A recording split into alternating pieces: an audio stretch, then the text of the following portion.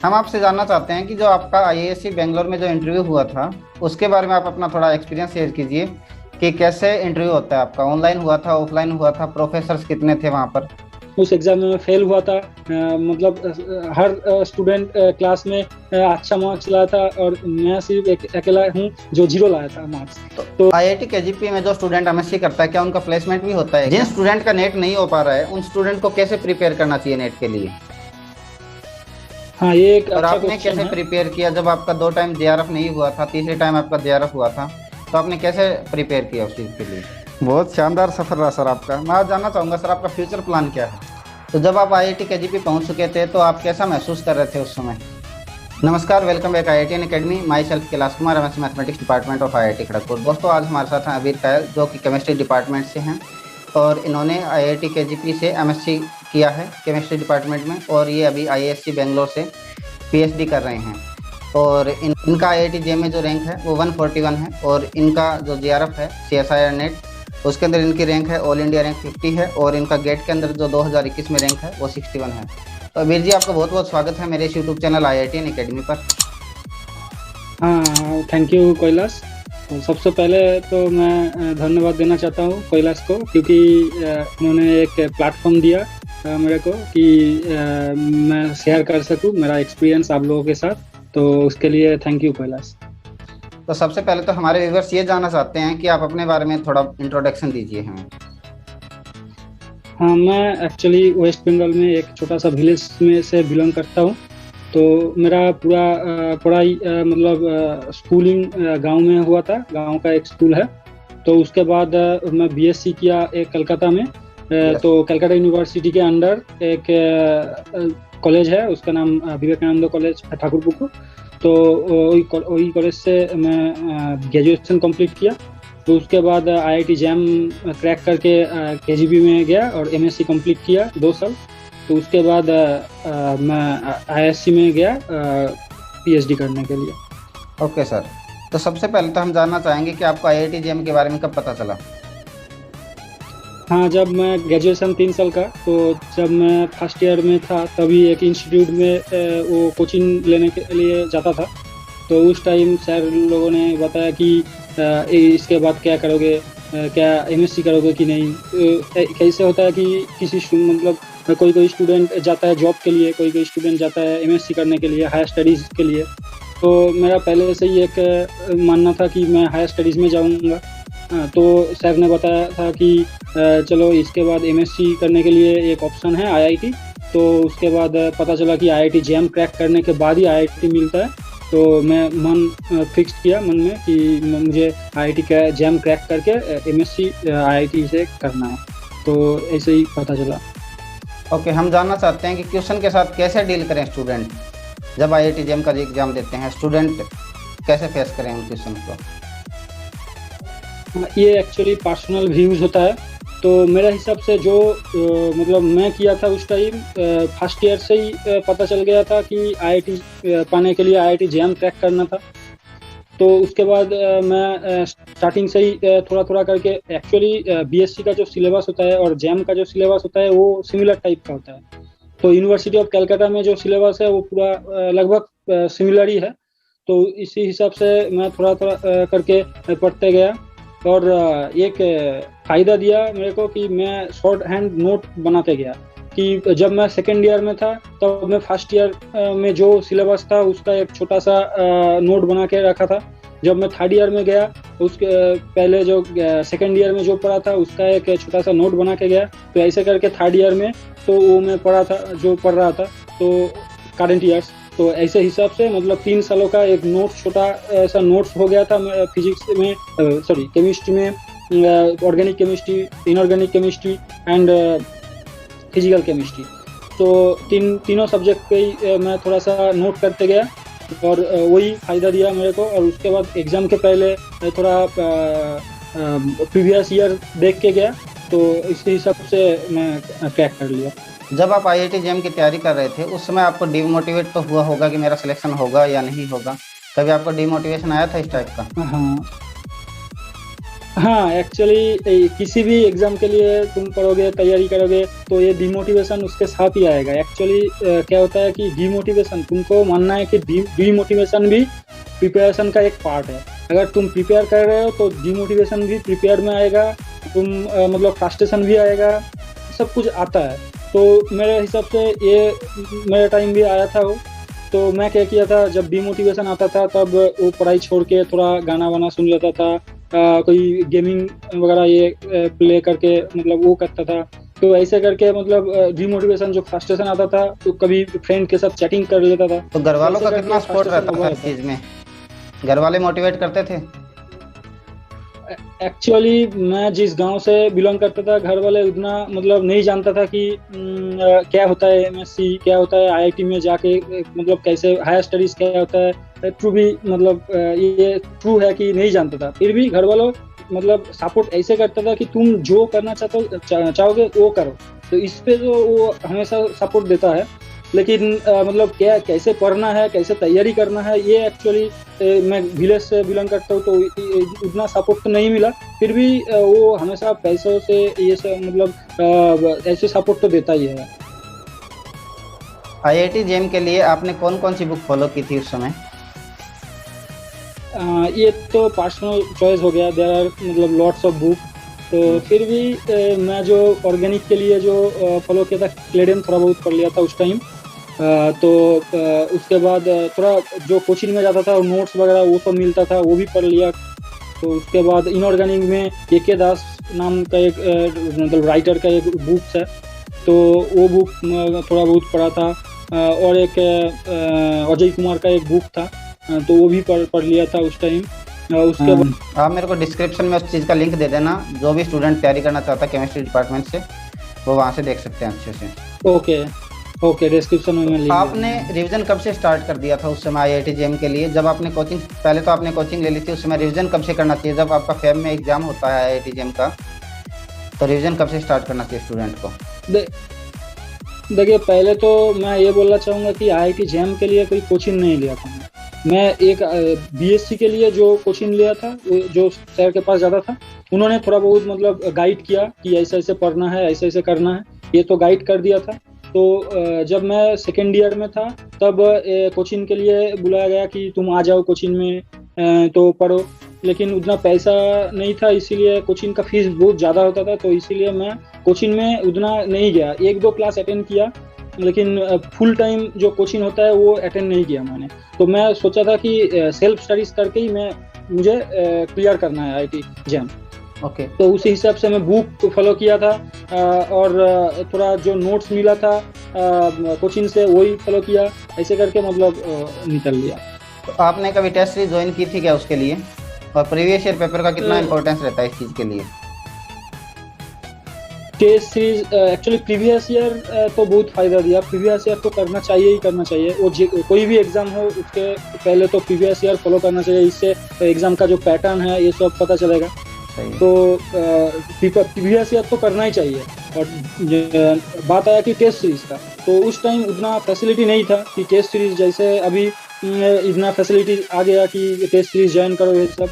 2018 में और मैं गांव से बिलोंग करता हूँ, तो उतना टेस्ट सीरीज का पता नहीं था। फिर भी एक दो टेस्ट सीरीज अटेंड किया था ऑनलाइन। उस टाइम लैपटॉप भी नहीं था, फ़ोन भी सेकेंड ईयर में मैं खरीदा फ़ोन, तो फ़ोन था, तो फ़ोन से ही एक दो टेस्ट सीरीज में अटेंड किया। वो जो कोचिंग में पढ़ने जाता था उन्होंने ही एक कोचिंग स्टार्ट किया था जेम के लिए अलग से, तो उन्होंने एक दो फ्री टेस्ट रखा था उस टाइम, तो मैं वो फ्री टेस्ट ज्वाइन किया था। तो क्या आप अपना रोज का आप टारगेट बनाते थे क्या, मुझे आज ये पढ़ना है? तो टारगेट के लिए उतना टारगेट तो एक फिक्स रहता था कि मुझे एक 2 महीने में इतना कंप्लीट करना है, कि 4 महीने में इतना कंप्लीट करना है, पूरा साल में ये करना है। एक तो टारगेट ऐसा था, लेकिन टारगेट हमेशा फुलफिल नहीं होता है। और इसके लिए एक तुम्हें फ्रस्ट्रेशन आ जाएगा कि टारगेट क्यों नहीं फिलअप हो रहा है, आज नहीं हुआ ठीक है काल से करूंगा, काल नहीं होगा परसों से करूंगा। लेकिन हमेशा मेरे साथ ऐसे होता था कि मैं टारगेट फुलफिल नहीं कर पाता था। तो फिर भी ठीक है, चलो टारगेट नहीं हुआ, फिर भी तुम मतलब एक डायरेक्शन में जा रहे हो। तो ऑर्गेनिक पढ़ रहे हो, कभी कभी इनऑर्गेनिक पढ़ रहे हो, मन लगा तो तुम ग्रुप, इनऑर्गेनिक में ग्रुप सबसे टॉप चीज़ होता है, तो सब जानते हैं। तो मन लगा तो उस टाइम ग्रुप के लिए थोड़ा पढ़ो, तो ऐसे करके मतलब हो जाता था। तो आपके आईआईटी जेईई में कौन सी रैंक आई थी उस समय? तो उसके बाद 2018 में मैं आईआईटी जेईई क्रैक किया था। उस टाइम ऑल इंडिया रैंक 141 आया था। तो उसके हिसाब से मुझे तो आपने कैसे चूज किया कि मुझे कौन सी आईआईटी में जाना चाहिए?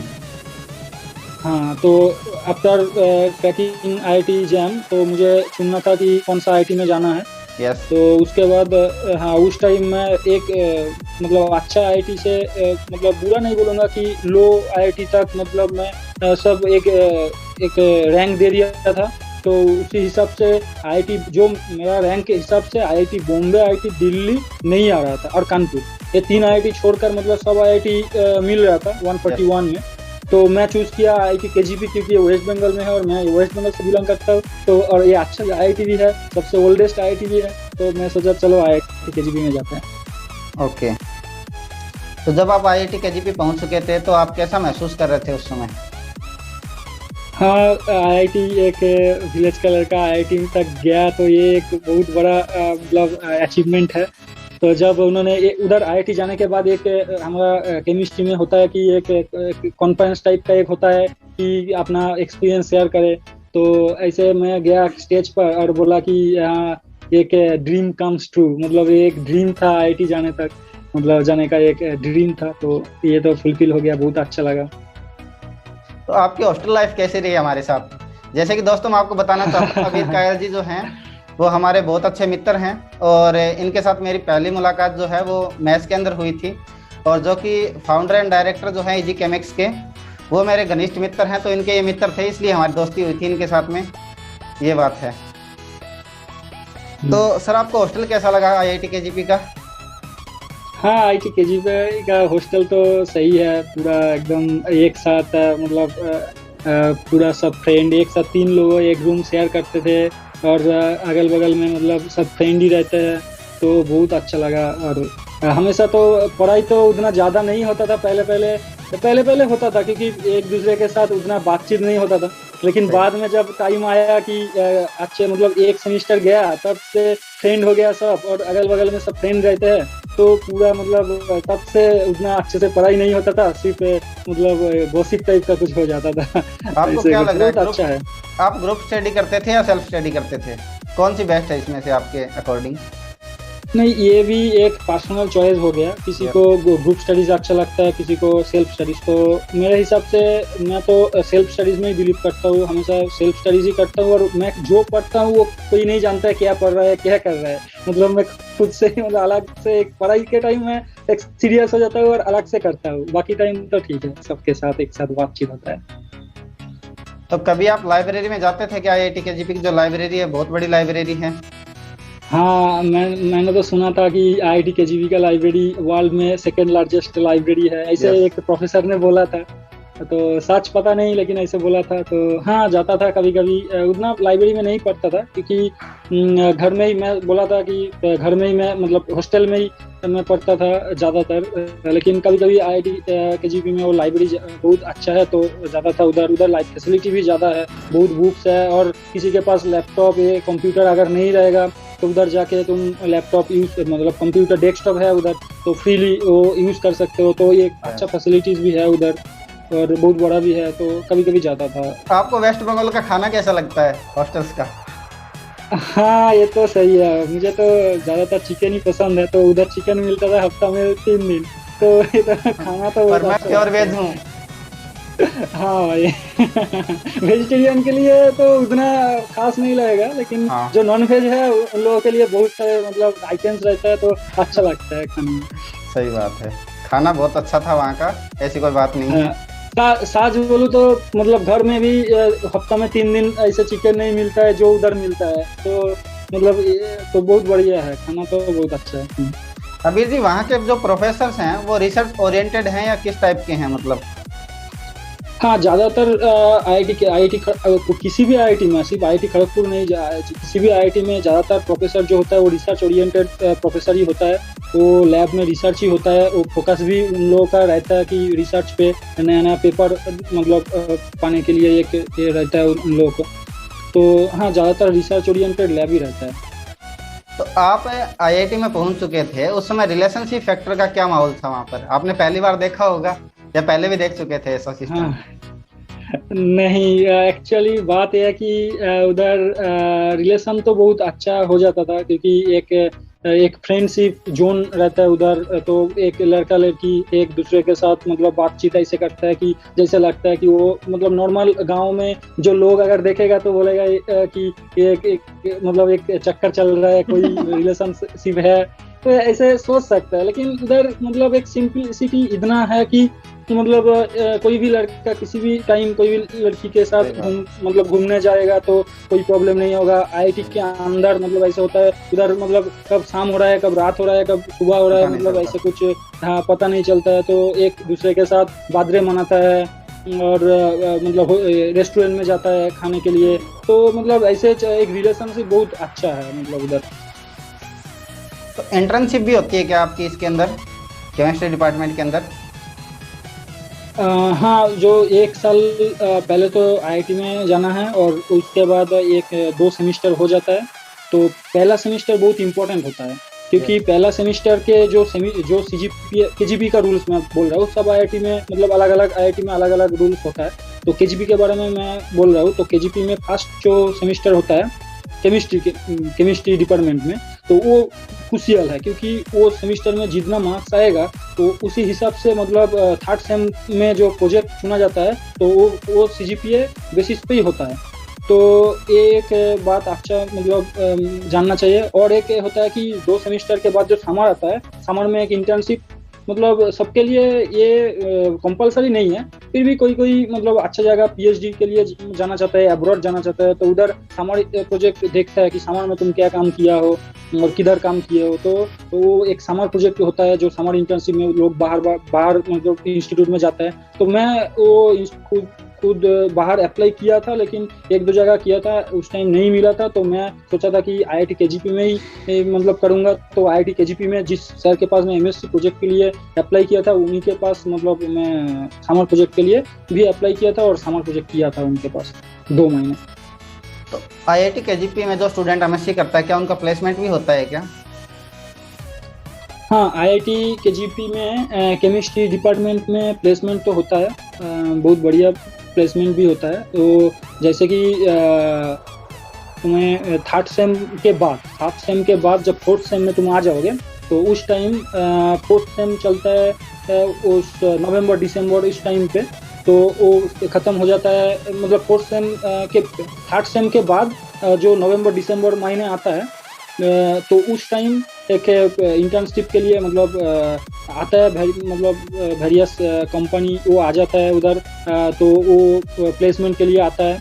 तो वो अप्लाई करते हैं लोग, और इंटरव्यू लेके तो प्लेसमेंट मिलता है। तो उधर हमारा जो दोस्त है, जो जिसके बारे में आप बोल रहे थे कि इजी केमिस्ट का जो यूट्यूबर है, तो उन्होंने भी अप्लाई किया था, मिला था उनको सी चैतन्य हैदराबाद से एक एडुकेटर के लिए। और ऐसे मतलब वेरियस कोचिंग इंस्टीट्यूट्स है जिसमें मिलता है, और केमिकल कंपनीज भी है बहुत सारे, तो वो भी आता है प्लेसमेंट के लिए। तो वो होता है प्लेसमेंट, एवं मतलब अच्छे से होता है प्लेसमेंट। ओके, हम बात कर रहे हैं सर, जैसे स्टूडेंट थर्ड ईयर में होता है उस समय उसको सीएसआई नेट का एग्जाम देना चाहिए, तो आपने भी दिया था सर। तो हाँ उस हाँ हाँ। समय आपका तो एग्जाम क्रैक हुआ नहीं हुआ, उसके ऊपर अपन चर्चा करेंगे इस पे। हाँ, देखिए, पहले तो जब एमएससी फर्स्ट टाइम में आप हो तो उस टाइम एक दिसंबर वाला नेट्स मिलता है, तो उसके बाद जून वाला मिलता है, उसके बाद फिर दिसंबर मिलता है। तो 3 नेट तो एमएससी के टाइम मतलब एमएससी कर रहे हो तो 3 नेट ऐसे ही मिल जाता है। तो फर्स्ट नेट जब मैं दिया था वो था 2018 दिसंबर। तो उस टाइम सिर्फ मैं एलएस क्वालिफाई कर पाए थे। उस टाइम जेआरएफ 8 नंबर के लिए मतलब कम हो गया, तो इसलिए नहीं कर पाए थे उस टाइम। उसके बाद जून 2019 में अप्लाई किया था। उस टाइम 2 नंबर के लिए काम आया था, सिर्फ एलएस उस टाइम भी सिर्फ एलएस हुआ था। तो उसके बाद 2019 दिसंबर में मैं अप्लाई किया था, और उस टाइम क्रैक किया था। उस टाइम काट ऑफ आया था जनरल के लिए 110, और मेरा नंबर था 121। तो उसी हिसाब से मेरा रैंक 50 आया था। बहुत बहुत कॉन्ग्रेचुलेसन सर आपको। थैंक यू, और थैंक यू। उसके बाद में बात करेंगे कि सर आपने गेट का भी एग्जाम दिया था, तो गेट के हाँ, अंदर तो क्या कुछ उसके रैंक बाद रही थी वहाँ पे? हाँ, गेट में हाँ इधर एक्चुअली गेट में मेरा दूसरे बार मतलब क्वालिफाई मैं कर पाई। तो पहले बार जब 2020 में फाइनल ईयर में जब मैं था उस टाइम एक गेट आया था, मतलब गेट हुआ था, तो उस टाइम मैं अपेयर किया था, क्वालिफाई मतलब किया था, लेकिन रैंक अच्छा नहीं आया था। उस टाइम 1000 के ऊपर एक रैंक आया था और गेट स्कोर भी बहुत कम था, 496 ऐसे कुछ था। तो उसके बाद मैं सोचा चलो सब कुछ हो गया, आईआईटी जैम निकल लिया, नेट निकल लिया, फिर गेट तो निकलना ही पड़ेगा एक अच्छे से रैंक से। तो उसके बाद मैं इस 2021 वाला जो गेट है वो फरवरी में हुआ था, और उस टाइम मैं अपेयर किया था वो उस गेट में, और मैं क्वालिफाई किया और ऑल इंडिया रैंक 61 था। ओके सर, बात कर रहे हैं उस सफ़र के बारे में जहाँ से अपनी शुरुआत हुई थी। बात कर रहा हूँ आईआईएससी बेंगलोर की, जहाँ जाने का एक स्टूडेंट का सपना होता है, वो आपने सपना अचीव कर लिया। तो हाँ, मतलब कब जब आपको टारगेट हुआ कि मुझे आईआईएससी जाना चाहिए, कब आपने सोचा इन चीज़ों के बारे में?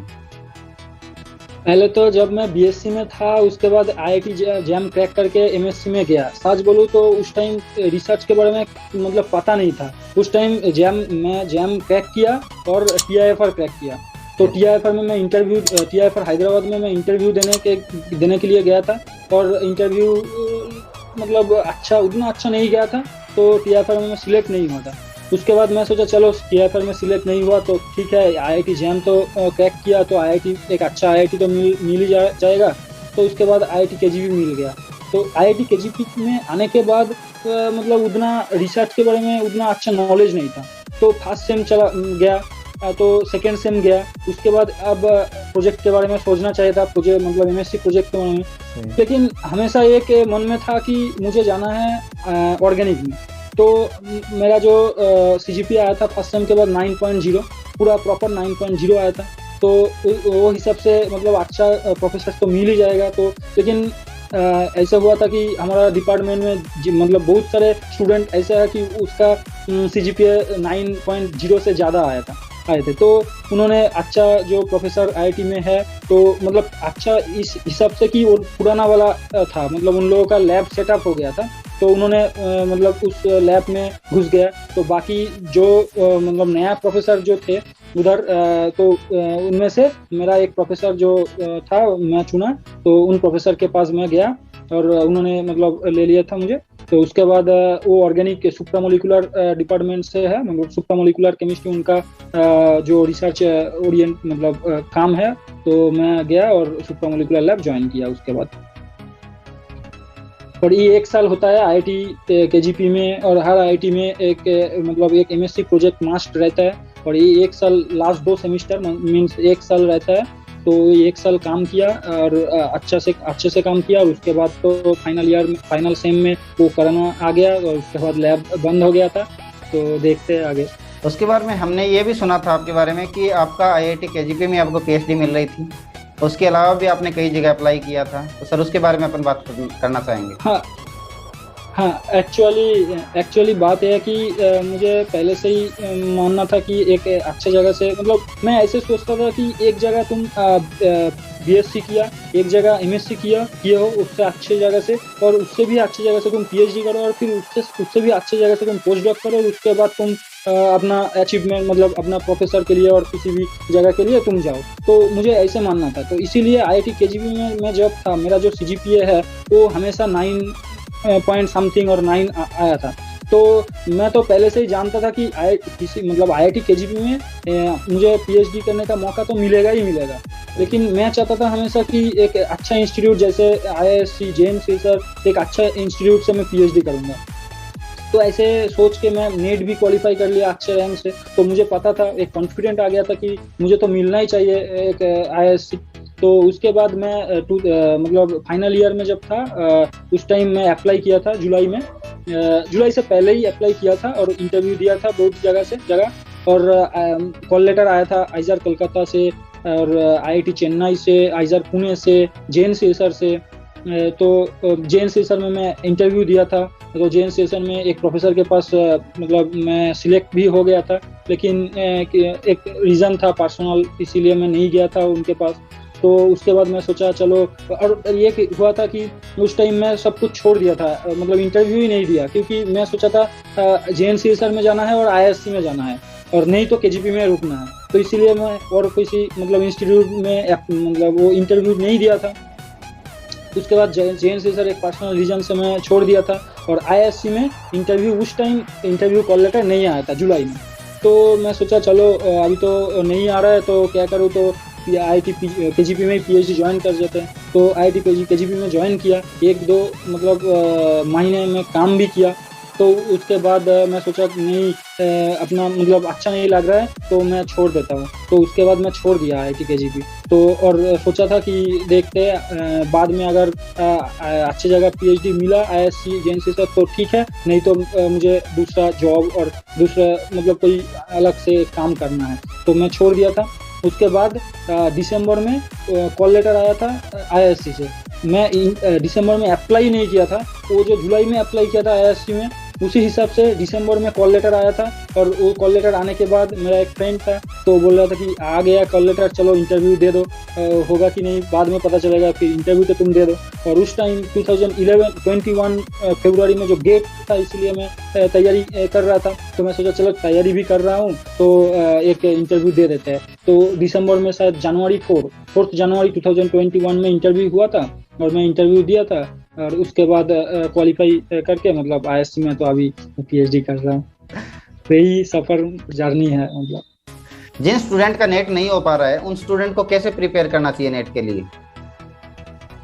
हाँ, ये एक और अच्छा आपने क्वेश्चन कैसे है। प्रिपेयर किया जब आपका 2 टाइम JRF नहीं हुआ था, तीसरे टाइम आपका JRF हुआ था, तो आपने कैसे प्रिपेयर किया उस चीज़ के लिए? पहले तो मैं ये बोलना चाहूँगा कि एक बार नहीं हुआ, दूसरा बार ट्राई करो, दूसरा बार नहीं हुआ, तीसरे बार ट्राई करो, मतलब ट्राई करते जाओ, एक बार तो तुम मतलब कामयाब हो जाओगे। तो इसी के साथ मैं आगे बोलना चाहूँगा कि जब मैं 2018 दिसंबर में मतलब नेट दिया था, उस टाइम तो उतना अच्छे से तैयारी भी नहीं किया था, ऐसे ही दे दिया था। तो जब मैं 8 मार्क्स मतलब दूर रह गया, तो मैं सोचा कि चलो अगले बार तो हो जाएगा, अच्छे से तैयारी करूँगा। तो उसके बाद मैं थोड़ा सा बुक पढ़ने लगा, क्योंकि पहले मैं बुक नहीं पढ़ता था उतना। तो मैं बहुत सारे बुक पढ़ने लगा, नोट्स वगैरह, यूट्यूब वीडियो। एक यूट्यूब वीडियो में एक बहुत हेल्प देता है, क्योंकि यूट्यूब वीडियो में मतलब वो एक नॉलेज के मतलब एक स्पेसिफिक टॉपिक के बारे में वो लोग बोलता है, तो अच्छा चैनल में यूट्यूब वीडियो तो देखो। तो ऐसे करके मतलब मैं 2019 जो जून में नेट हुआ था, उस टाइम अपेयर किया था, और मतलब नसीब में नहीं था, इसीलिए मतलब 2 मार्क्स के लिए JRF नहीं हुआ था, वो अलग बात है। लेकिन मतलब अच्छे से तैयारी करके ही गया था। और जब 2 टाइम नेट नहीं हुआ था, उसके बाद मतलब एक फ्रस्ट्रेशन आ गया कि मेरा जो दोस्त है वो दोस्त लोग पूरा मतलब क्वालिफाई कर लिया, और सिर्फ मैं और मेरा एक दोस्त है अभिजीत नाम का, तो वो उसका भी नहीं हुआ था। तो मैं सोचा चलो एक दोस्त तो रह गया जिसका नहीं हुआ। तो ऐसे होता है, मतलब फ्रेंड्स ऐसे देखता है कि किसको किसको नहीं हुआ और किसको हो गया, मतलब एक सही बात है, ऐसे यही रहता है। तो एक देखने वाले यही देखते हैं किसका नहीं हुआ। नहीं हुआ तो चलो एक तो दोस्त है जिसका नहीं हुआ। तो उसके बाद सोचा चलो इस बार अगर वो क्वालिफाई कर लिया नेक्स्ट बार और नहीं हुआ, तो मेरा नहीं हुआ, तो मतलब एक मतलब दूसरा चीज़ हो जाएगा। तो उसके बाद मैं पढ़ाई किया, स्टार्ट किया, थोड़ा सा पढ़ा, और टेस्ट सीरीज भी 1-2 की दिया।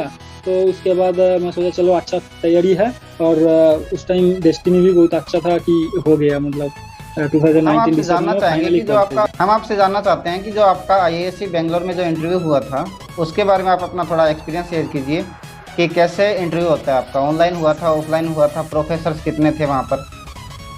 हाँ, देखिए ऐसे तो हर इंटरव्यू PhD के लिए जो इंटरव्यू होता है पूरा ऑफलाइन रहता है, लेकिन इस टाइम कोविड के कारण वो ऑनलाइन हुआ था पूरा इंटरव्यू। तो पहले जो मैं इंटरव्यू दिया था 4 जनवरी को, तो पहले से ही उन्होंने कॉल लेटर भेजा इंटरव्यू के लिए, और बोल दिया गया कि माइक्रोसॉफ्ट में इंटरव्यू पूरा होगा।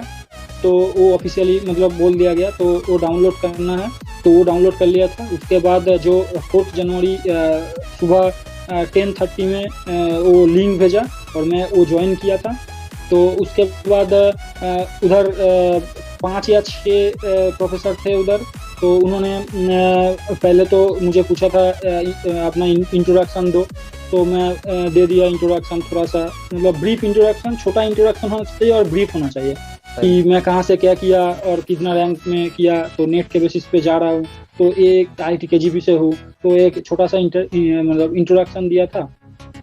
उसके बाद उन्होंने पूछा तुम MSc प्रोजेक्ट किए हो कि नहीं, तो मैं तो MSc प्रोजेक्ट तो सब करते हैं IIT मतलब बच्चा जो लोग होता है, तो मैं बोला हाँ सर प्रोजेक्ट किया। तो उसके बाद कौन सा टॉपिक में है, तो मेरा जो टॉपिक MSc प्रोजेक्ट में था तो वो था synthesis of cationic polyelectrolyte for dispersing semiconducting single wall carbon nanotubes. तो मैं बोला कि सर मेरा प्रोजेक्ट का टाइटल ये है, और वो बोला कि थोड़ा डिस्क्रिप्शन दो कि क्या क्या हुआ था प्रोजेक्ट में। तो मैं बोला कि एक पॉलीइलेक्ट्रोलाइट सिंथेसिस किया और उसके बेसिस पे मैं नैनोट्यूब जो सेमीकंडक्टिंग नैनोट्यूब होता है तो उसको सेपरेट किया मेटालिक से। तो उसके बाद उन्होंने पूछा कि क्या होता है, क्यों मतलब कैटायनिक पॉलीइलेक्ट्रोलाइट क्या होता है, तो मैं बोला पॉलीइलेक्ट्रोलाइट जैसा पॉलीमर जिसमें पॉलीमर टाइप मतलब होता है और जिसमें चार्ज भी रहता है और मतलब इलेक्ट्रोलाइट भी होता है, तो polymer as well as electrolyte, वो जो प्रॉपर्टी जिस मतलब मॉलिक्यूल्स में रहता है तो वो होता है पॉलीइलेक्ट्रोलाइट। बोला कि कैटायन किस लिए है, तुम एनायन क्यों नहीं सिंथेसिस किया, तो ये एक ट्रिकी क्वेश्चन था पहले से ही। मतलब ये होता है कि उतना रिसर्च के बारे में नॉलेज नहीं है और MSc लैब में नया नया घुस गया, तो सर ने बोला कि तुम्हारा प्रोजेक्ट ये है, तो मैं भी सोच लिया हाँ यही प्रोजेक्ट है। तो इस मतलब उस टाइम इतना मतलब सोचा नहीं था कि कैटायन है कि एनायन नहीं है, तो ऐसे कुछ पूछा नहीं था उस टाइम KGP के जो सर थे जिसके पास प्रोजेक्ट कर रहा था, तो मैं वो नहीं बोल पाए। तो ऐसा नहीं है कि सब क्वेश्चन को मतलब बोलना है, प्रॉपर आंसर देना है, तो मैं वो नहीं बोल पाया। तो मैं बोला कि sorry sir, I don't know why sir told me to synthesise cationic polyelectrolytes. तो उसके बाद बोला कि ठीक है चलो, फिर उन्होंने ऐसे 2-4 क्वेश्चन प्रोजेक्ट से पूछा था। तो उसके बाद उन्होंने बोला ठीक है चलो तुम्हें किस टॉपिक बहुत अच्छा लगता है ऑर्गेनिक में, तो मैं बोला सर मुझे वो जो फोटोकेमिस्ट्री है वो फोटोकेमिस्ट्री बहुत अच्छा लगता है। तो उसके बाद सर ने बोला ठीक है चलो फोटोकेमिस्ट्री से ये बताओ। उन्होंने 2-4 क्वेश्चन पूछा, 2+2 साइक्लो एडिशन रिएक्शन क्या होता है, 4+2 साइक्लो एडिशन क्या होता है, और इसी हिसाब से मतलब वो 2-4 क्वेश्चन फोटोकेमिस्ट्री से पूछा। तो उसके बाद एक प्रोफेसर थे वो बोल रहे थे कि चलो एक जनरल क्वेश्चन हो जाए। तो उसके बाद उन्होंने एक कन्वर्सन दिया था, तो बोला था कि टोलुइन जो CH3 बेंजीन और ऊपर जो CH3 होता है टोलुइन में, वो 3 जो CH3 होता है उनमें से तुम एक मतलब 2 को कैसे मतलब डॉयटेरियम से रिप्लेस कर पाओगे। आई मीन बेंजीन ऊपर में जो CH3 है उसको बेंजीन CD2H ऐसे कुछ सिंथेसिस करना है, मतलब कन्वर्सन करना है। तो मैं वो सोच समझ के मतलब बोल दिया था कि सर ये करना है।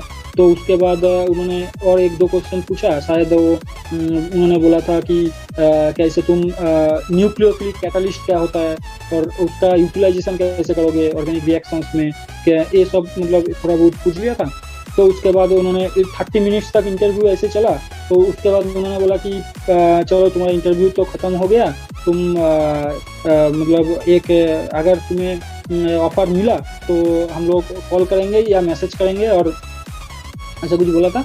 तो उसके बाद मैं सोचा कि मैं बोला ठीक है सर थैंक यू, ऐसे करके मतलब हो गया था इंटरव्यू।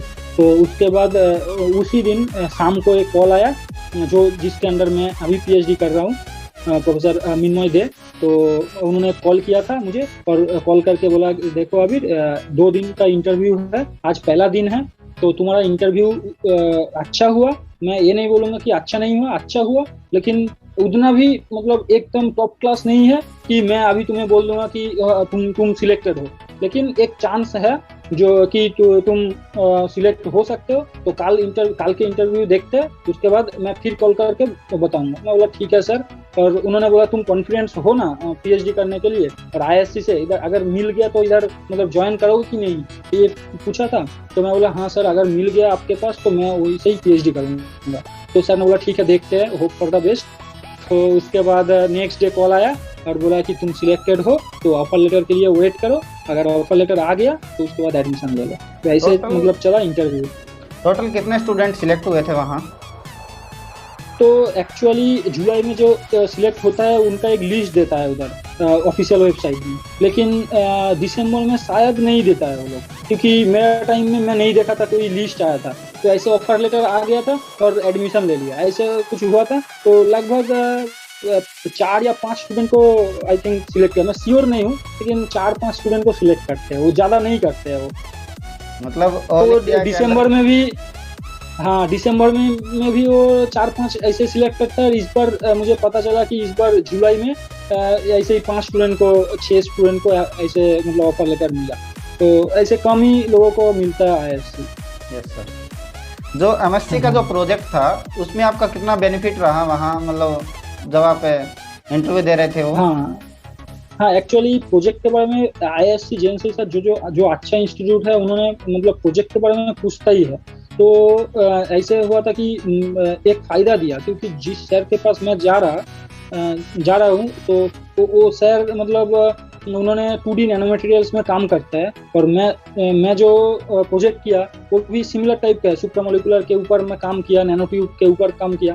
तो वो एक फ़ायदा दिया, और एक फ़ायदा दिया कि मैं इंटरव्यू में जो बोला था कि फोटोकेमिस्ट्री मुझे अच्छा लगता है, और सर जो काम करते हैं वो फोटो मतलब लाइट इरेडिएशन के ऊपर ही मतलब एक रिएक्शन ट्रांसफॉर्मेशन और मतलब काम करते हैं, तो वो रिलेटेड टॉपिक था। तो मेरे लिए मतलब एक अच्छा चीज़ हो गया कि प्रोजेक्ट में भी उनके साथ मैच हो गया, और जो मैं बोला कि अच्छा टॉपिक है जो फोटोकेमिस्ट्री, उनके साथ भी उनका कनेक्शन है, तो मुझे लगा कि इसी हिसाब से मतलब मैं सिलेक्ट हो गया।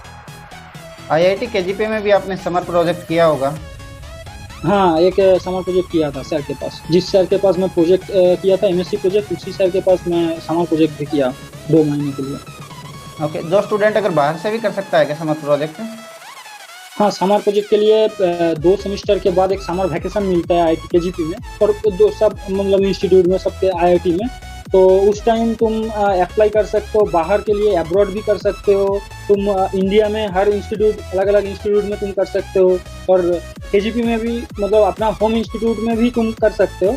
तो इसी मतलब इसके लिए थोड़ा 20,000 ऐसे कुछ मिलता है अगर तुम बाहर से करोगे। जैसे मुझे मिला था 20,000 क्योंकि वो इंस्पायर से ही मिला। मतलब ऐसे होता है कि जेन सेशन में अगर तुम समर प्रोजेक्ट में जाओगे तो तुम्हें 2 ऑप्शन मिलेगा, एक तुम खुद का कोई अगर स्कॉलरशिप वगैरह ये सब है तो तुम्हें पैसा मिलेगा, तो जेन सेशन नहीं देगा, और अगर जेन सेशन में तुम करने जाओगे तो जेन सेशन पैसा देगा, तो तुम मतलब अपना जो स्कॉलरशिप है उनमें से पैसा नहीं मिलेगा, मतलब एक स्कॉलरशिप तुम्हें मिलेगा। तो जैसे मेरा एक फ्रेंड है तो वो जेन सीसर से मतलब किया, और वो जेन सीसर से ही पैसा लिया। और जैसे मैं किया था IIT KGP में, और मैं IIT KGP में अपना जो MSc प्रोजेक्ट जिधर किया उसी सर के पास किया, तो उसके बाद मुझे मिला 20,000 तो इंस्पायर से, जो मेरा स्कॉलरशिप था वो इंस्पायर से ही मिला। जो स्टूडेंट जो कि प्रोजेक्ट करते हैं उनके लिए प्रोफेसर्स जो हैं मतलब चुनना बहुत ज़रूरी है, तो आपने उसी प्रोफेसर्स को क्यों चुना? हाँ पहले तो मैं बोला कि एक इंटरेस्ट ऑर्गेनिक में ही था, और मेरा जो CGPA आया था 9.0 तो फर्स्ट सेम में, तो इस हिसाब से तो ऑर्गेनिक में तो एक प्रोफेसर तो मिल ही जाएगा, मैं पहले से ही जानता था। लेकिन मतलब वो प्रोफेसर मतलब नया प्रोफेसर होगा या मतलब ओल्ड टाइप का एक प्रोफेसर होगा जिसका लैब पूरा सेटअप हो गया था, तो ऐसे प्रोफेसर मिलेगा, तो ये देखना था। तो मेरा हिसाब से जो 9 पॉइंट से ज़्यादा बहुत स्टूडेंट को आया था जो ऑर्गेनिक में ही जाना चाहता था, तो उसी हिसाब से वो लोग मतलब सिलेक्ट कर लिया था। और मैं जब गया, मेरा टाइम जब आया, तो ऐसे होता था प्रोजेक्ट सिलेक्शन की, जो एक हॉल में तुम सब स्टूडेंट आओगे और एक फैकल्टी एडवाइज़र होता है उधर KGP में, तो फैकल्टी एडवाइज़र आएगा और एक प्रोफेसर, पूरा प्रोफेसर का लिस्ट रहेगा उनके पास, और जिसका CGPA ज़्यादा आएगा उनको पहले बुलाया जाएगा कि तुम आओ और सिलेक्ट करो। तो ऐसे करके मेरा ऊपर जो 10 या 12 स्टूडेंट था उन्होंने मतलब चॉइस किया था। उसके बाद मेरा टाइम आया और मैं गया और देखा कि ऑर्गेनिक में 4 या 5 प्रोफेसर ऐसे कुछ, जो नया वाला प्रोफेसर जो है तो वो था, उनमें से मुझे जाना था ऑर्गेनिक में, और सुप्रामोलिकुलर थोड़ा इंटरेस्ट था, तो मैं देखा कि सुप्रामोलिकुलर में ये प्रोफेसर काम किया और प्रोफेसर का जो क्वालिफिकेशन है वो भी बहुत अच्छा है। तो उसके बाद मैं सोचा कि नहीं, मुझे जाना है इस प्रोफेसर के पास, तो उसी हिसाब से मैं गया अपना जो प्रोफेसर था उधर। जो लैब के अंदर आप काम करते हो वो किस हिसाब से होता है, उसके बारे में थोड़ा आप डिटेल से बताइए स्टूडेंट को। जैसे जो केजीपी में क्या हुआ था, पहला जो 2 सेमेस्टर होता है, फर्स्ट सेम और सेकंड सेम, उस फर्स्ट सेम और सेकंड सेम में लैब वर्क होता है। जैसे बीएससी में लैब वर्क होता है वही मतलब सेम टाइप का एक लैब वर्क होता है। जैसे फर्स्ट सेम में ऑर्गेनिक में लैब वर्क था और इनऑर्गेनिक था। तो उसके बाद सेकंड सेम में फिजिकल और फिजिकल लैब था और शायद इनऑर्गेनिक लैब था। तो ऐसे करके मतलब एक लैब वर्क होता है। तो फर्स्ट सेम में बहुत सारे मतलब ये था, एक्सपेरिमेंट था, तो उसी हिसाब से हम लोग किए थे। और सेकंड सेम में भी फिजिकल में काम किए थे। और मतलब हेल्प मतलब करते हैं वो सीनियर जो लोग पीएचडी कर रहे हैं उधर केजीपी में। तो उन्होंने मतलब पीए टाइप का एक होता है जो टीचिंग असेसमेंट ऐसे कुछ होता है। तो उन्होंने मतलब हेल्प करते हैं स्टूडेंट को। सर तो सिर्फ मतलब एक बोल देता है कि कैसे कैसे करना है, क्या करना है, और साइन करता है सर। और पीए लोग जो होता है वो मतलब सीनियर पीएचडी स्टूडेंट, तो उन्होंने हेल्प करता है स्टूडेंट को। जैसे हमारा टाइम में तो बहुत सारे मतलब दादा लोग आकर मतलब हेल्प किया था। और 2 सेमेस्टर ऐसा होता है। उसके बाद थर्ड सेम और फोर्थ सेम प्रोजेक्ट में मतलब इन्वॉल्व हो जाता है और प्रोजेक्ट करते हैं लैब में, अलग अलग लैब में। आप फाइनली स्टूडेंट को क्या मैसेज देना चाहोगे? तो मेरा ये मानना है कि कभी फ्रस्ट्रेशन मत होइएगा, क्योंकि फ्रस्ट्रेशन आएगा मतलब आप एग्ज़ाम के लिए प्रिपेयर कर रहे हो, किसी भी एग्ज़ाम के लिए, चाहे वो छोटा से बड़ा कोई भी एग्ज़ाम हो, तो आप प्रिपेयर कर रहे हो तो फ्रस्ट्रेशन तो आएगा ही। वो एक एग्ज़ाम प्रिपरेशन का एक पार्ट ही होता है कि फ्रस्ट्रेशन, पहले तो ये बात मतलब अपना दिमाग में मतलब ले लो। और दूसरा बात, अगर फेल हो रहे हो ना, तो आप ये सोचो कि क्यों फेल हो रहा है हम। क्योंकि हम लोग ज़्यादातर ऐसे सोचते हैं कि नहीं होगा मुझसे, ये बहुत टफ है, ये सब नहीं है। किसी भी मतलब एक गलती मतलब हो रहा है उधर। नहीं तो अब जैसे मेरे टाइम में मैं बुक नहीं पढ़ता था, मैं ऐसे नोट वगैरह ये सब पढ़ लेता था और सोचता था कि इतना ही मतलब केमिस्ट्री पढ़ा तो हो जाएगा। ऐसे नहीं, बुक किताब तो पढ़ना ही चाहिए। तो उस टाइम मैं उसके बाद मतलब सेल्फ एक ये किया कि मतलब मुझे बुक पढ़ना है, बुक से ही मतलब जो नॉलेज आएगा उसी हिसाब से ही मतलब आगे बढ़ना है, प्रीवियस ईयर अच्छे से पढ़ना है। तो एग्ज़ाम क्वालिफाई करने के लिए ये 2-4 मतलब ट्रिक है। और शॉर्ट नोट बनाओ, और शॉर्ट नोट के हिसाब से एग्जाम, क्योंकि शॉर्ट नोट इसीलिए चाहिए कि एग्ज़ाम के पहले तुम एक बार पूरा सिलेबस रिविज़न करना है। तो अगर तुम शॉर्ट नोट नहीं बनाओगे तो पूरा सिलेबस रिवीजन कैसे करोगे? पूरा किताब तो तुम एग्जाम के पहले 1-2 घंटा में नहीं कर पाओगे अच्छे से। तो शॉर्ट नोट बनाना एक जरूरी बात है। तो शॉर्ट नोट बनाओ ऐसे करके, और डीमोटिवेशन मत हो, अच्छे से काम करो, हो जाएगा। और अगर आईआईटी में हो तो मतलब काम बहुत आसान हो जाएगा, क्योंकि बहुत सारे फ्रेंड्स भी रहते हैं उधर, हेल्प लो। जो मतलब ऐसे होता है कि तुम्हें जो नहीं आता है किसी और फ्रेंड्स को वो आता है, और उसी के पास जाओ, थोड़ा ग्रुप स्टडीज ऐसे कर लो। तो ऐसे करके मतलब हो जाएगा। डिमोटिवेशन मत हो, अच्छे से काम करो, तुम लोग मतलब क्वालिफाई कर पाओगे, 100% श्योर हूँ। All the best. तो केजीपी में जो स्टूडेंट जाते हैं उनकी लाइफस्टाइल के बारे में अपन बात करना चाहेंगे। जैसे आपकी क्लासेस किस टाइम रहती थी, उसके ऊपर अपन मोस्टली बात कर रहे हैं, बताओ। हाँ, तो पहले जो केजीपी मिला था तो बहुत मतलब खुशी था अंदर से। तो उसके बाद जब केजीपी में गया तो देखा कि फर्स्ट सेम में बहुत सारे कोर्स हुआ था। उनका सुबह 8 बजे से क्लास स्टार्ट होता था और शाम को मतलब 5 बजे तक क्लास रहता था, और हाफ डे ऐसे होता था। और अगर किसी मतलब छुट्टी रहता है कोई मतलब वो भी नहीं रहता है। जैसे कोई पूजा वगैरह ये सब डेज के टाइम मतलब वेस्ट बंगाल में जो छुट्टी रहता है, केजीपी में वो नहीं होता है। एक बार तो हम लोग सर से पूछ दिया था कि सर छुट्टी आज क्यों नहीं है। जैसे सरस्वती पूजा में छुट्टी रहता है, तो हम लोग बोला कि सर ने बोला था कि क्लास करने के बाद सरस्वती पूजा होगा। तो मैं बोला सर, हम लोग बोल रहे थे क्लास में कि सर क्यों ऐसे होता है। तो बोल रहा कि ये सेंट्रल रूल पे चलता है, और सरस्वती पूजा में इसीलिए कोई मतलब छुट्टी नहीं है। तो पहले क्लास कर लो, उसके बाद जाकर मतलब पूजा वगैरह ये सब अटेंड करना। तो ऐसे था। तो सुबह से शाम तक ऐसे ही 8 बजे उठना है। सुबह जैसे 8 बजे से क्लास है तो हम लोग उठते थे मतलब 7 बजे 7:30 बजे, ऐसे मतलब टाइमिंग एडजस्ट नहीं होता था, क्योंकि नया नया घर से गया आईआईटी में, तो टाइमिंग एडजस्ट नहीं होता था। तो ऐसे करके लेट हो जाता था जाने में, क्लास अटेंड करने में। और 8 बजे से क्लास रहता है तो बहुत सारे मतलब दिन ऐसे हुआ कि एक दिन तो ऐसे ही हुआ था कि एग्ज़ाम है, तो उसके बाद भी मैं 10 मिनट लेट पहुंचा उधर। तो सर ने बहुत डांटा उस दिन। तो ऐसे कुछ हुआ था और उस एग्ज़ाम में वो क्लास टेस्ट था, तो मैं फेल हो गया था। तो उसके बाद मैं सोचा, एक अंदर से एक बुरा फीलिंग आ रहा है कि नहीं होगा भाई, वो IIT KGP लाइफ में पहला एग्ज़ाम है और अंदर से एक फीलिंग आ रहा था कि नहीं होगा भाई, मुझसे IIT छोड़ना पड़ेगा, इधर इतना प्रेशर रहता है, इतना ये रहता है। तो उसके बाद एक जो फ्रेंड है, जो क्लासमेट मैथ से ही है, शिवम और शुभजीत, जो हमारा एक दोस्त है शुभजीत और शिवम, वो क्लासमेट है हमारा। तो उन्होंने अच्छे से मतलब बोला कि नहीं होगा, तुम अच्छे से पढ़ाई करो, हो जाएगा, ठीक हो जाएगा। तो उसके बाद मैं बहुत अच्छे से पढ़ाई किया और नेक्स्ट जो एग्ज़ाम था, उस एग्ज़ाम में मैं टॉप मतलब सेकंड टॉप आया था। तो सर ने तो मतलब एक वक्त मतलब ये हो गया कि कैसे मतलब नंबर लाया ये। तो उसके बाद अच्छा लगा कि नहीं मैं कर पाया। तो एक बार फेल होने के बावजूद मैं अच्छा मार्क्स लाया, तो मुझसे होगा, अंदर से अच्छा फीलिंग आ रहा था।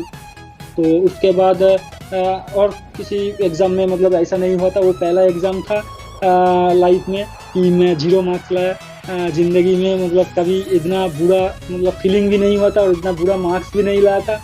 तो ये एक मोटिवेशन टाइप का है स्टूडेंट के लिए कि तुम फेल भी कर जाए और कुछ भी हो जाए, ऐसे मतलब होप नहीं छोड़ने का। होप छोड़ दिया तो मान लो कि आपका मतलब ज़िंदगी ख़त्म हो गया। तो होप हमेशा रखना चाहिए कि नहीं होगा, इस बार नहीं हुआ अगली बार होगा। तो ऐसे करके एक पूरा बिजी शेड्यूल रहता था फर्स्ट सेम और सेकंड सेम में।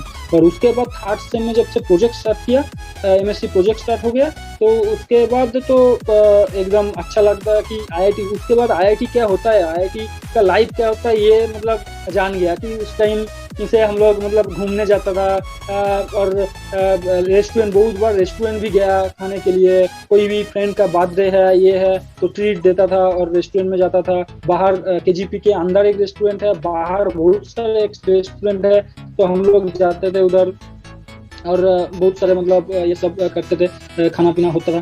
तो ऐसे करके मतलब थर्ड और फोर्थ सेम में अच्छा लगा बहुत। सर बात करेंगे IISc में आपका टॉपिक, रिसर्च टॉपिक क्या है आपका? हाँ, IISc में मेरा रिसर्च टॉपिक ऑर्गेनिक से डिपार्टमेंट से ही मैं हूँ और मेरा जो रिसर्च टॉपिक है वो फोटोरेडॉक्स के ऊपर है। मतलब कि लाइट इरेडिएशन करके एक रिएक्शन, मतलब एक कैटालिस्ट सिंथेसिस करना है और लाइट के प्रेजेंस से वो कैटालिस्ट से कैसे एक रिएक्शन होता है ये चेक करना है। जैसे मान लो कि A से B एक रिएक्शन है और तुम एक कैटालिस्ट मतलब फोटो एक्टिव कैटालिस्ट तुम सिंथेसिस किया, तो वो कैटालिस्ट से कैसे A से B कन्वर्ट हो रहा है ये देखना है। तो ओवरऑल एक रिसर्च टॉपिक ये है और अच्छे से अगर पढ़ूंगा तो बाद में और पता चल जाएगा, क्योंकि अभी तक मैं IISc में गया नहीं, IISc कैंपस में अटेंड नहीं किया, क्योंकि लॉकडाउन चल रहा है और किसी को मतलब आने नहीं दे रहा है नया स्टूडेंट को। तो इसीलिए घर से ही एक सेमेस्टर हो गया और अगला सेमेस्टर भी शायद ऑनलाइन होगा घर से ही। तो उसके बाद शायद वो लोग बुलाएगा और अच्छे से पता चलेगा कि किस टॉपिक में मैं काम करूँगा। तो अभी तो ऑनलाइन मीटिंग ही होता है और मतलब ऐसे ऑनलाइन क्लास भी होता है। तो मुझे मिला था इंस्पायर और वो 5 साल के लिए दिया गया। तो 3 साल BSc के टाइम और 2 साल MSc के टाइम तो वो मिला था। उसके बाद जब KGP में आया और नेट क्वालिफाई किया और अब तो मैं IISc में गया PhD करने के लिए। तो अभी तो नेट के थ्रू CSR कोई पैसा आएगा और अब लोग जैसे जानते हैं कि नेट के लिए मतलब CSR से अगर जो स्टाइपेंड मिलता है वो 2 साल का, पहले तो 2 साल का GRF मिलता है 31,000 पर मंथ। उसके बाद जो विथ कॉन्टीजेंसी पर ईयर तो 20,000 देता है वो लोग। और उसके बाद नेक्स्ट 3 साल तो 35,000 करके देता है हर महीने। और कॉन्टीजेंसी फंड पूरा ज़्यादा या 20,000 देता है, उतना अच्छे से पता नहीं है। तो ये स्टाइपेंड रहता है PhD के टाइम और तो अभी तक ऐसे ही चल रहा है। IISc का जो कोर्स वर्क होता है वहाँ वो भी आपने कर लिया होगा? हाँ, IISc में एक्चुअली क्या होता है कि अगर तुम PhD में एनरोल किया किसी भी इंस्टीट्यूट में, तो एक बेसिक क्राइटेरिया रहता है कि कोर्स वर्क कंप्लीट करने के लिए। तो KGP में भी वो मतलब PhD जो ज्वाइन किया था उन लोगों को कोर्स वर्क था और मैं जो IISc में ज्वाइन किया तो हमें भी वो कोर्स वर्क करना था। लेकिन KGP में क्रेडिट थोड़ा कम है, लेकिन IISc में क्रेडिट थोड़ा कम है केजीपी से। तो आईएससी में हम लोगों को मतलब 12 क्रेडिट का कोर्स कंप्लीट करना है पूरा 1 साल में। तो पहले सेमेस्टर में एक कोर्स ऑफर किया गया, तो इसीलिए मैं एक कोर्स 3 क्रेडिट का कंप्लीट किया। तो रिजल्ट अभी आने वाला है, रिजल्ट अभी तक आया नहीं। तो उसके बाद नेक्स्ट सेमेस्टर में फिर 3 कोर्स लेना है और टोटल 12 क्रेडिट कंप्लीट करना है। उसके बाद आगे जाएगा पीएचडी। बहुत शानदार सफर रहा सर आपका। मैं आज जानना चाहूँगा सर आपका फ्यूचर प्लान क्या है? फ्यूचर प्लान ऐसे है कि मैं पहले आईएससी मतलब पीएचडी करूंगा आईएससी से। उसके बाद मैं पोस्ट डॉक करूंगा अब्रॉड से, कई यूएसए और जर्मनी जिधर भी मिले, मतलब अच्छी जगह से एक पोस्ट डॉक करना है मुझे। और उसके बाद एक अच्छी जगह प्रोफेसर एनआईटी आईआईटी किसी भी इंस्टीट्यूट यूनिवर्सिटी में अगर अच्छी जगह अगर प्रोफेसरशिप मिल जाएगा तो मैं प्रोफेसर मतलब होने के लिए मतलब कर रहा, वही टारगेट है मेरा। ओके दोस्तों, वीडियो को लाइक कर दें, वीडियो को आप शेयर कर दें। सर आपका बहुत बहुत धन्यवाद हमारे इस यूट्यूब चैनल पर आने के लिए। Thanks for watching. वीडियो को लाइक और शेयर जरूर कर दें आप। Thank you.